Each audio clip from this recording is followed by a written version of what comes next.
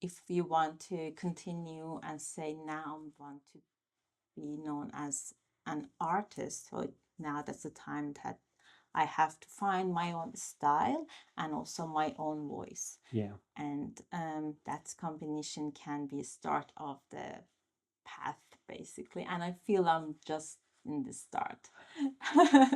Welcome back to the podcast. I'm here in Hobart again.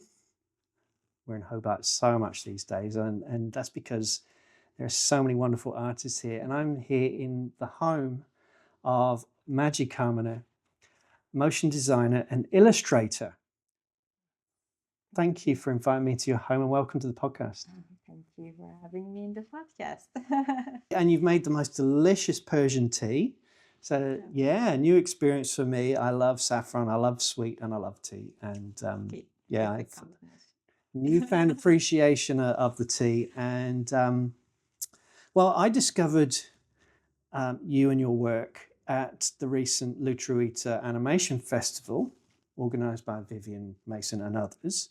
And Vivian, regular viewers and listeners will know that Vivian was on the podcast as well, and would also know from that interview if I could do it all again, I would want to work in this space. And so when I saw you at the panel session, I heard your panel session and saw your show reel and the way you spoke about your work and just the profession in general, encouraging young people. I just thought, oh, wow, I would love to know more about what you do, how you do it, why you do it. Silent. Don't want to be interrupted. Okay, yeah, I should do the same. And so, Magie, I suppose, like I say, you know, so it would have been a boyhood dream for me to do it. I followed a different path. How about you? Where did it all begin for you? Wow. It's a very difficult question because I didn't study motion design or animation or illustration, none of it. I studied architecture. Oh, Yeah, so just like little by little, I found my path through this, and I'm very happy now where I am in like what I'm doing, basically, not exactly where I am, but I feel like I'm now in like a right place. That oh, that's really interesting. So you studied architecture. Did you practice as an architect for a while? yeah, for a few years, Yeah, and then I found out, oh no, this is not for me. yeah. This is like so many includes being engineer, like dealing with I don't know, workers in construction side and all this stuff. And I wanted to be more creative, Yep. and I wanted to see the results quickly.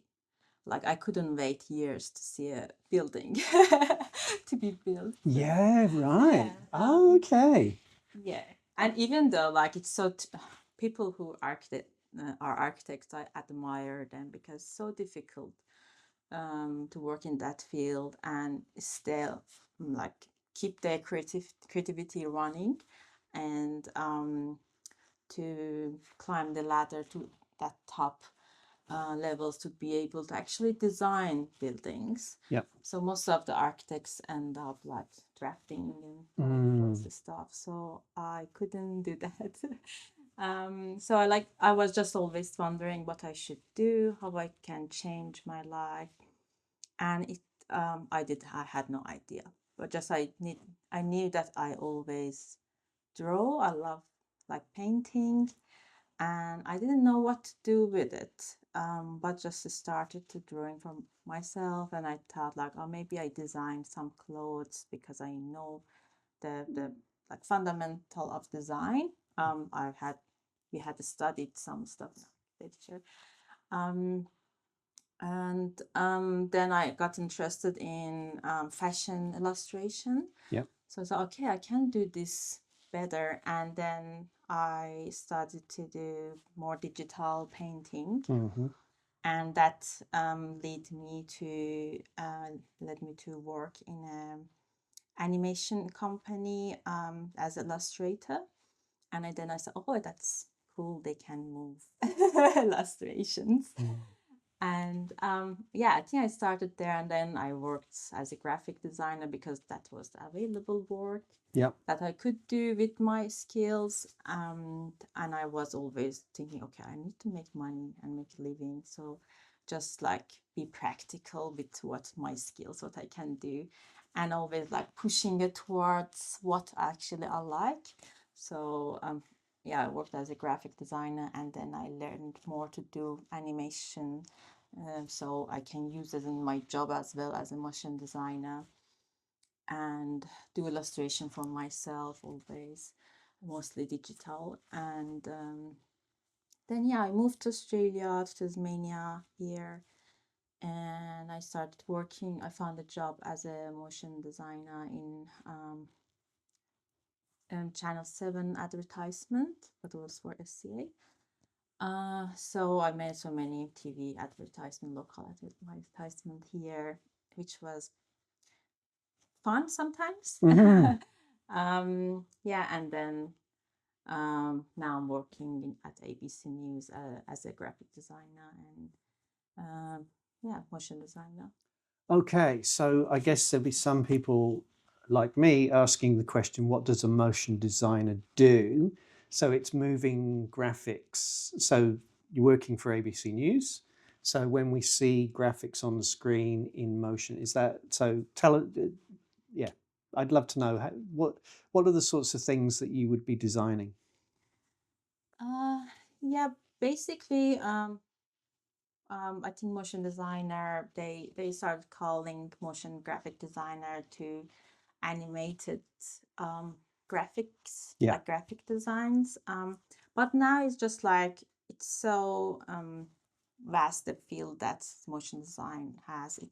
It's so sometimes difficult to say, okay, this is animation or motion design. yeah, Sometimes it's same, like you can say it like different, basically same. But when we talk about the animation, it's just like the process is different, I would say, because it's a big production when we, for example, talking about TV animation, a cartoon. They need, I don't know, character designs, storyboards, um, lots of people to make some small shot like happen. Um, but when we talk about motion design, usually it's like a smaller scale. yeah, So someone can illustrate and animate at the same time yeah. because it's small, it's not complicated, doesn't have like a complicated like character movement, or sometimes it has even like rigging they call when you call like when you want to work on a character and animation, but in a simpler way, in a like a different maybe software. Sometimes they like overlap, Yeah. but this is generally we call motion design. Basically it's a simpler and it's more graphical, and the most of this type of graphic um, like most of the advertisement that we see, like, or um, educational animation, we see lots of them in like in streamings or in YouTube, and Yeah. most of them like motion design that we can make it quickly. Yeah, right. Yeah, and yeah, definitely. I see this with YouTube creators now with using tools like Procreate Dreams to yeah, it just adds that extra layer. But I think the important thing is about communicating complex information, particularly with the news services. It's sort of so for me as a visual thinker, trying to understand, I don't know, a geographic phenomenon that they're discussing, and but for motion, that to be, you know, motion design and illustration to produce these graphics that, oh yeah, I get it, that's what they're talking about. So that would be Yeah, my understanding of the work you do. yeah, yeah. Yeah, Basically, that's the main use of it in yeah, news and educational programs. They want to just yeah. teach, they want to so visualize, they need maps, they need graphs, all of these to animate it to make it more interesting and Mm. also convey the information easier. Yeah, yeah. And isn't it wonderful that the thing you your passion, you've found a way to make it your career as well. But let's get to your arts practice. Because as I say, I watched it. I mean, there were so many great show reels. The whole panel each had a show reel or something to show. And I think what really struck me about yours was just the diversity of different projects that you have in your show reel, but also the pace of movement. It just really it resonated with me. It just felt like, yeah, I love the pacing of it. So is your arts practice does it involve motion design? Well, I like motion design. It's not just I'm doing it because I'm making money from it. No. Yeah, of course I enjoying it. I do illustrations, and which is part that I is mostly personal art, I would say, or artifacts for myself. I don't do it for money, just like something passionate about, like children book illustration and those stuff. About the variety, yeah, I think that's right. Like always, I like to try different styles, new things, and even when it's a commission project, I'm always like trying to find how I can make this one different, and I can learn something in the process of it. Um, um, yeah, it's kind of having both, like, oh, making something and also learning something in the same time. Yeah. Because most of the time I don't have enough time, basically. I can't say like, okay, today I'm gonna just learn this. No, I have to go to work and make money, and at the same time, oh, but I'm interested to learn this thing too, and how I can combine both together. And usually the result actually is interesting. I won't say always is ends up what I wanted to do, but I learned something um, out of it. Yeah. And especially when you work for a commercial, it's always you're working with so many different brandings and clients and different styles that you need to adopt.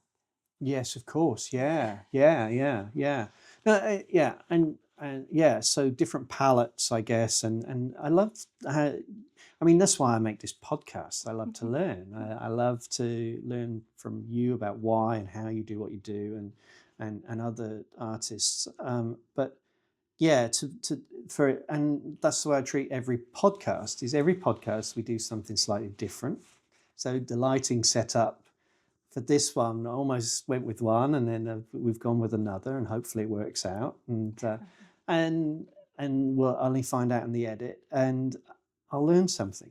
Everyone presents a new challenge in some way. Yeah, no, that's really cool. So yeah, because you said about time. So you work full time, and then yeah, to be able to try and make time. So how do you balance between your artwork and the same thing that you do, but doing it full time? So how do you sort of make time for your art? Um, well, I get an unbalanced life. Yeah. That's basically, yeah, I don't balance. um, yeah, well, it's difficult. I had an art teacher for illustration, like children illustration, and he told once that if you want to be artist, you not looking for an easy life. You're looking for a difficult life. Yeah. You want to have challenge all the time, and you're gonna sacrifice a lot of things for it. You might end up sacrifice your health for it, which is not very good. But it depends, like if what really you want. And so yeah, I always like trying to keep balance, or like have some rest time. But in reality, when I just came up with an idea, I want to just do it. Yeah. And I can't, nothing can stop me. No. Yeah. So I just feel all my hours and calendar and push on things to do, and even when I find like a little gap in between jobs or in the evening or whatever, I have a plan for it. Yeah. It doesn't mean that I don't waste time. I waste a lot of time when sometimes I'm just like, most of the evenings I'm tired and I just want to sit and do nothing. Yeah. But yeah, but then yeah, mostly basically I don't get up a day and I say that, oh, today I'm not gonna do anything. Like I never had that day in my life. No. No. And I think that's it. I think previous podcast guests have talked about this. Daniela Jotse would probably be one that I remember most in terms of just talking about, when you feel that it needs to. So I think Daniela would say it needs to come out of you. So yeah, you draw, everything else has to take a back seat because you really need to, or there's something that compels you to do this in this moment, and now is the time to do it. Yeah, and I don't know if it's same for everyone, but I had like always this feeling that life is so short. Like I like it's like against the times against me. Like my brain works so fast, and that um, I feel like my body can't keep up my mind with my mind. That feeling, and so I had to like work quickly, and it was not good all the time. So as I mentioned, I was not a patient person, and I'm not. I want to be quick and see the result quick, and I can't see even that attitude in my artwork, the ones that I do for myself. I can't do clean, like we talked about the animation and differences, like the thing that I saw people in animation industry do when they have to design the character, they have to be so clean, so precise, and animate very like long hours to have a perfect move or whatever. Yeah. Well, I couldn't do that. I mean, I would if I had to, but I wouldn't enjoy it. So, but when I draw for myself, it's messy, and I enjoy that messiness. That being said, I learned to have to control it. That's the thing that challenge that I had always, because you can't also be like when you're talking about the fine art and when you're talking about illustration and painting, you have to have this balance at how messy you can go. You can't, and you're like you add more work if you keep just not controlling what you're doing. And so always there was like pushing myself to have a fine and clean lines or drawings and paintings or renderings, and also then letting me go wherever that's easy, like I'm more confident. Yeah. And that's I think that's like a part that I'm trying to be better at it. Yeah, there was a recent episode in this season where a painter was talking about subtraction. So you add paint to a canvas and then you subtract. And I used having recently become obsessed with watching animators and illustrators on YouTube, realizing how much there is taken away to get those clean lines. So there's that sort of putting, so to speak, putting the ink onto the canvas, and then you're able, using the digital methods, you're actually able to subtract quite a lot. So is that what you're talking about? Is this sort of, you get the clean lines, but then you can just keep adding, but you don't want to add too much. You have to take away before, I don't know. How does it work for you? Yeah, I think a lot of people, especially in digital art, do that. They do like a rough, messy sketch and then draw clean lines over it, and they can just remove the layer. I try to not to do that so much. I do it some to get my idea, what I want under my composition. But then I don't like to draw clean lines exactly on what I want. I want to keep that original line to have this same as like a traditional sketch. You don't want the same line weight everywhere. You want to have that roughness. You want to see some of that rough line under it. And that gives this personality, this originality to the work. Yes, of course.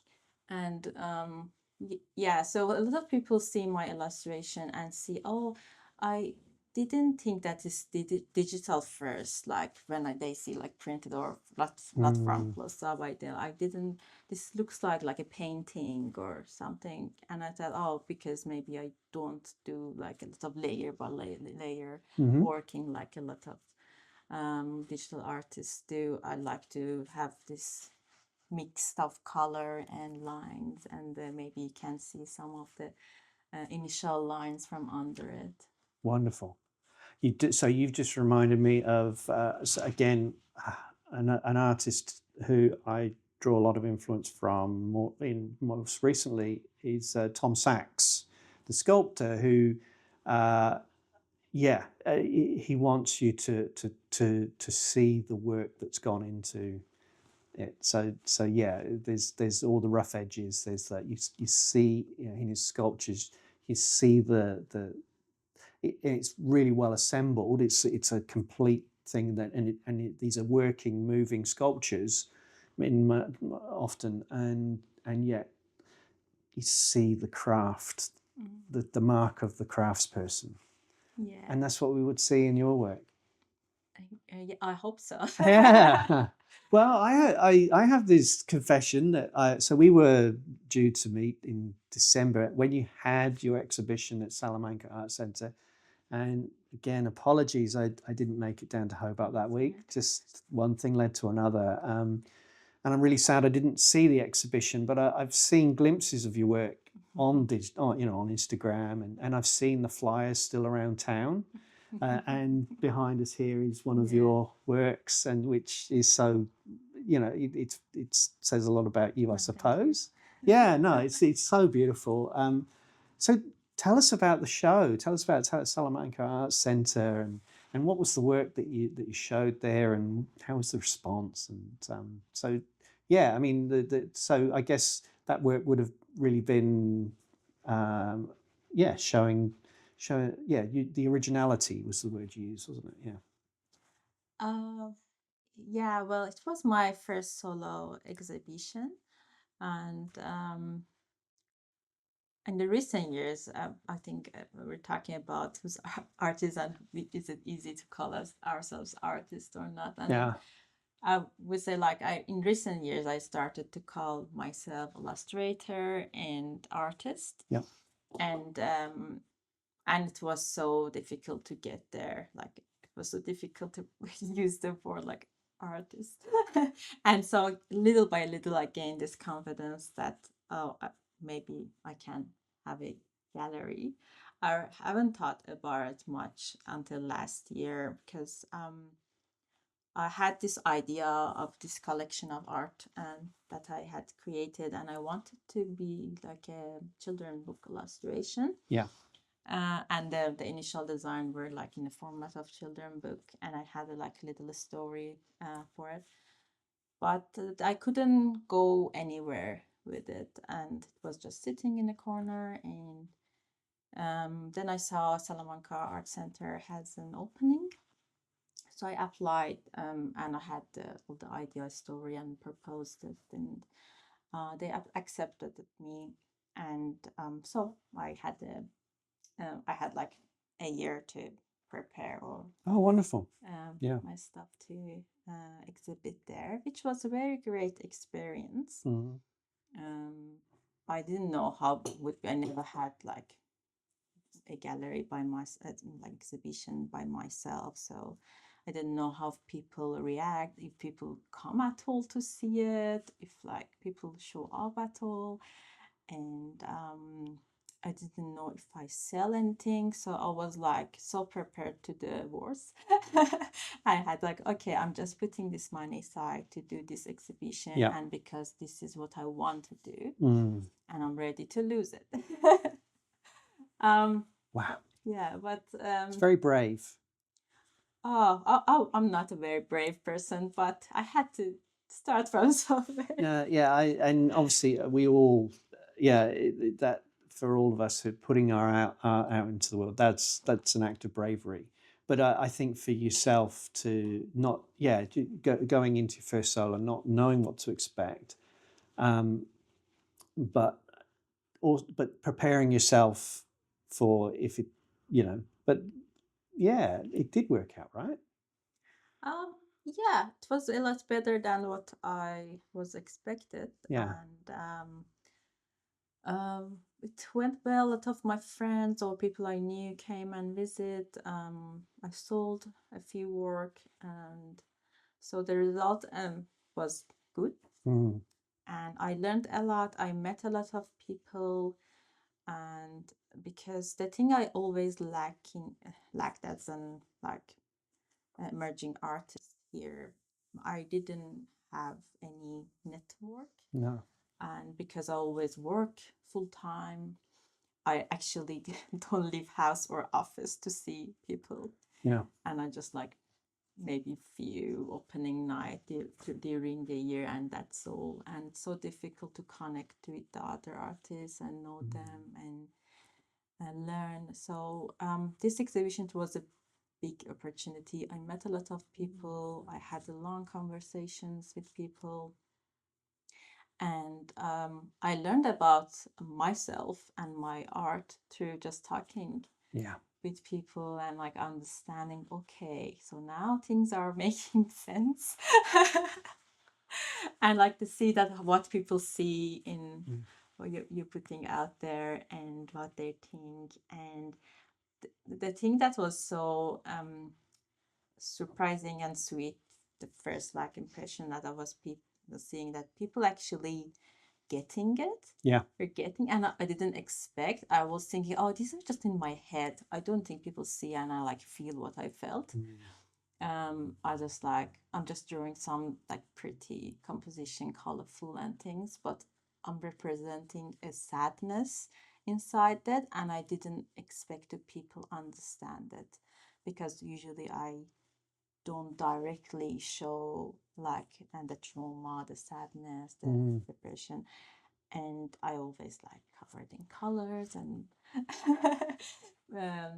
try to be joyful and I my art like what I draw is like that.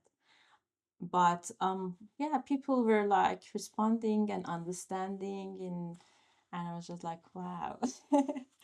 That's like so meaningful, this experience, that I think actually okay, people can connect and that connection actually make someone artist. Other than that, the art doesn't exist in my head. Like I did like okay, if like people wouldn't come to my exhibition, if they wouldn't understand it, it's like I didn't exist as an artist, and the all of this didn't mean anything. Yeah. Yeah, it's really it's like so for me and my photography, I didn't consider it an arts practice for far too long, and that's because I didn't share it with anyone. It was just something that I did, and I didn't think the world would value it, so I didn't value it myself. But as you said, it's meaningful to you, and so you applied and you got the solo show and you put it out into the world, and you were brave in inviting people to offer you that feedback, and they were very generous in that. And that's as you say, I suppose that's about being an artist, is being brave enough to put something that matters so much to you individually out into the world, and then for it to resonate with others, for them to see how much it matters to you, and to see in your art what you're trying to convey, what you are conveying. Yeah, I would say it's all about the connection, this emotional connection, or the story or the what the art want to say, or what feeling gives to the others. Like this is the connection that makes um, an art. Otherwise, it can be just a design, a composition of nice things. Like you decorate your house, and it doesn't mean that um, when you just in it and you feel good, and okay, maybe it's good design, but you can call it like you did art there. Did you say something with it? If you're saying something with it, yes. Yeah. But if you just do it because, oh, I like it, they put nice together. So I don't know, like people have different definition about what art means. But for me, it's just about you have something to say. Yes. And you're consistent about what you want to say. You just don't say it because other people saying it, or you just want to follow a trend, or no, yeah. You're saying it because there something is so important. There's a challenge in your mind. You want to solve it for yourself, and maybe through that you create something that connects and like resonates people. And I think but because of that I was struggled to say, okay, oh, am I artist or not? And in recent, like 2-3 years maybe, I started feeling, okay, I feel something that is just always, it was there, always I was feeling it, but I didn't know it, maybe because I didn't know myself enough. But I now found that value, that it's so important for me, that I always want to talk about that and focus on that, instead of just following like this busy world. When you open your social media, you're just facing so many voices. Yeah. It's so loud out there. And when you're beginning as an artist, you just try to feel like develop your skills. So you start following so many other artists and do what they're doing, and you just try to fake it to make it, basically, or like try to like follow their steps, which is good when you learn from their experiences. But if you do exactly what they're doing, then you're not doing your work. No. But sometimes it's necessary, because people like me that never went to the like fine art school, or I never like learned the basics in that way. I had to figure it myself. Yeah. And it helped in that way. But then if you want to continue and say, now I want to be known as an artist, so now that's the time that I have to find my own style and also my own voice. Yeah. And that combination can be a start of the path, basically. And I feel I'm just in the start. So having the solo exhibition has really given you the confidence to now really pursue your arts practice further. Can I, before we move on from that, so I mean, you said, you're exploring a sadness and there's memory, I guess, in there. You said, use the word trauma, but yeah, I sense there's these beautiful, like the one I've got over my shoulder, there's this beautiful face, and positioned in an unusual place on the canvas, so to speak, sort of very low down, and but that says something about what perhaps isn't written on the face of the subject, and yet, and so just where it's positioned tells me it makes me ask this question of, okay, well, why are they sad? And so are you trying, if that's what they're doing, because there's a big there's a smile on their face. Yes. And the body of work that you had at the exhibition, what was that really saying about the world, about you, but what were you trying to convey? Um, well, the exhibition basically, because it started with that children book story that I had in my mind.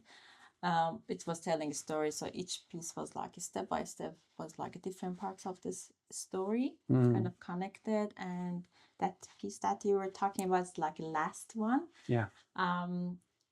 So the story is about like a little girl that facing some limitation as a girl. Yeah. So because they couldn't growing up in a conservative society or family, has so many restrictions that couldn't be herself, couldn't explore, and facing so many challenges just as a child, because couldn't be just child, couldn't be playful, Yeah.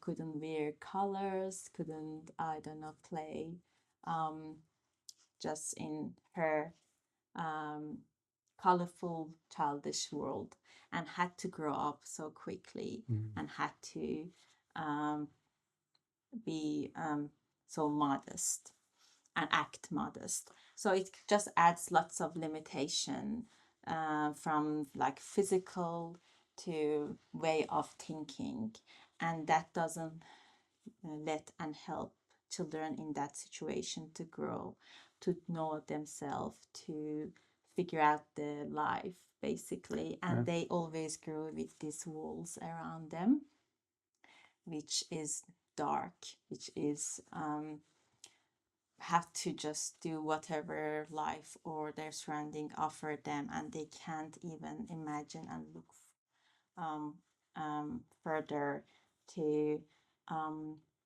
even like kids that's growing in like not privileged, for example, families, or people always feel that they're not fitting in it. But when do you also get that exploration possibility from them, they never can find out, they can't imagine it. So I use this idea of the imagination world, that the little girl in the story goes to her imagination and builds a big world, a colorful world of what she wants, and she could be whoever she wants in that world and do whatever she wants. And that exploration opened a lot of possibilities for her to explore and learn and see, okay, it can exist. And that gives like a hope, kind of hope to this child to um, have this idea, maybe one day I can be that person, and maybe little by little I can get inspiration to change my reality to get there. Yeah, so that feeling maybe always stays with that girl even when she get out of that situation. But the power of the imagination, that's like living in a parallel colorful world, always helped that person to grow. Yeah, that's amazing. And it's so empowering. It's such an empowering story for young women who do face those constraints. Yeah. And yeah, amazing. Like, yeah, so, oh, wow, I do hope it becomes a children's book. Yeah, I don't know. Sometimes, like when you have an idea and you invested too much, like so much on it, and then you put it out there, like I did as an exhibition. There were like a lot of people asking, "Are you going to do a children book or not?" And I was like, "Oh, I feel like I'm done with this." Okay, yeah, I yeah, feel like that yeah. I'm like I fulfilled what purpose or what I want to say, and I'm ready to move on. And you did say about how, you like with architecture, you couldn't wait years for a building to be built. Yeah, no, so I understand that. Yeah, Yeah. you've done the work, and now it's time to explore something new. So, what are you exploring now and next?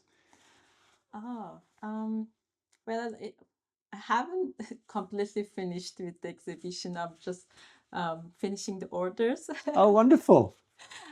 So yeah, I'm not sure next step what would be, but I always do extra like art practice at the side. But as a personal big project, I don't have any yet, and I don't think I will force it. No, no, no. Yeah, I will No. wait to see if, yeah, what it comes to me. Oh, wonderful. Yeah, that's it. You can't force these things. It's sort of, yeah, I can really relate to that. And particularly when, the time is a limitation, as you say, not every evening do you want to be drawing. So it's this thing of, yeah, when and you said before, when you know it's going to happen, it's going to happen. Yeah, I love that. Yeah, no, it's yeah, I'd like. As I said, I'm really sad that I didn't get to the exhibition. But yeah, I would love to yeah, experience more of your artwork, and I'm sure these conversations led many viewers and listeners to wonder more and would love to know more about your work. So how can people find you? You have an Instagram. Yeah, I'm on Instagram. I think the main platform that I use. I have a website, but I just use it as a like portfolio. But if anyone wants to connect me, they can yeah, connect me through the Instagram. Great. I'll make sure that's in the show notes and the description on YouTube. So if you're listening to the audio, we're also on YouTube. The video will be there and on Spotify. And Magie, thank you for the tea. Thank you for inviting me into your home. It is a very colourful space. It's yeah, so much colour and yeah. Look, I've learned so much. Yeah, and I'm sure others have too. So thank you so much for your time, your energy. Appreciate you've just had a full day at work. So yeah, thanks so much. Thank you so much. My pleasure.